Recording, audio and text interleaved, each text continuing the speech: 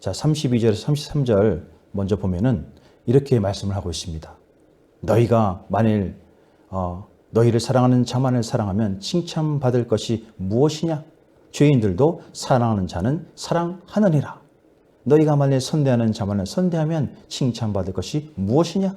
죄인들도 이렇게 하느니라. 자, 이렇게 말씀하십니다. 자, 그러면 예수님께서는 왜 제자들이 세상 사람들과 또 다르게 행동하기를 원하고 계신 것입니까? 자, 35절, 36절은 말씀합니다. 오직 너희는 원수를 사랑하고 선대하며 아무것도 바라지 말고 꾸어 주라. 그리하면 너희 상이 클 것이요 또 지극히 높으신 이의 아들이 되리니 그는 은혜를 모르는 자와 악한 자에게는 인자하시니라. 너희의 아버지의 자비로우심이 같이 너희도 자비로운 자가 되어라. 이렇게 말씀하십니다. 자, 예수님은 우리가 예수님을 모르는 이들에게 그분의 사랑을 드러내길 원하십니다. 초대교회 제자들이 가장 많이 인용한 구절이 있다면 원수를 사랑하라, 바로 이 말씀일 것입니다.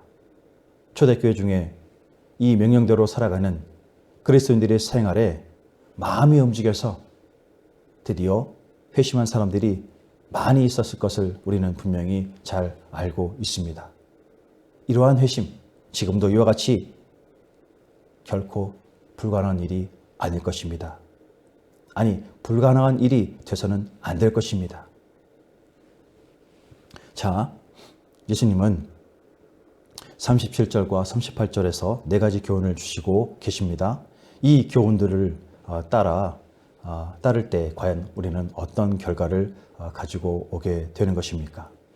자, 37절 이하 말씀을 보면 비판하지 말라 그리하면 너희가 비판을 받지 않을 것이요 정죄하지 말라 그리하면 너희가 정죄를 받지 않을 것이요 용서하라 그리하면 너희가 용서를 받을 것이요 주라 그리하면 너희에게 줄 것이요 곧 후히 되어 누르고 흔들어 넘치도록 하여 너희에게 안겨주리라.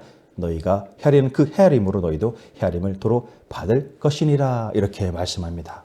자, 이 말씀을 현대의 성경으로 좀 풀어서 쉽게 보면 이렇게 말씀합니다. 남을 비판하지 판단하지 말아라. 그러면 너희도 판단을 받지 않을 것이다. 남을 죄인으로 단정하지 말아라. 그러면 너희도 죄인 취급을 받지 않을 것이다. 남을 용서하라. 그러면 너희도 용서를 받을 것이다. 주어라. 그러면 너희도 받을 것이니 너희에게 누르고 흔들어 넘치게 부어 주실 것이다.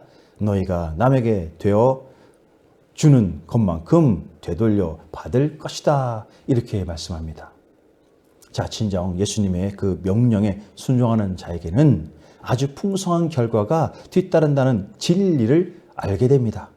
진실로 하나님의 이 진리를 품고 살아갈 수 있는 은혜를 누리는 그리스도인들이 되어야 할 것입니다. 저 계속해서 말씀하십니다. 41절과 42절을 보면서 우리는 이런 잘못은 사람들과 관계에 어떤 영향을 또한 끼치는지 한번 살펴보겠습니다. 41절, 41절 어떤 잘못을 있는지 한번 봅니다.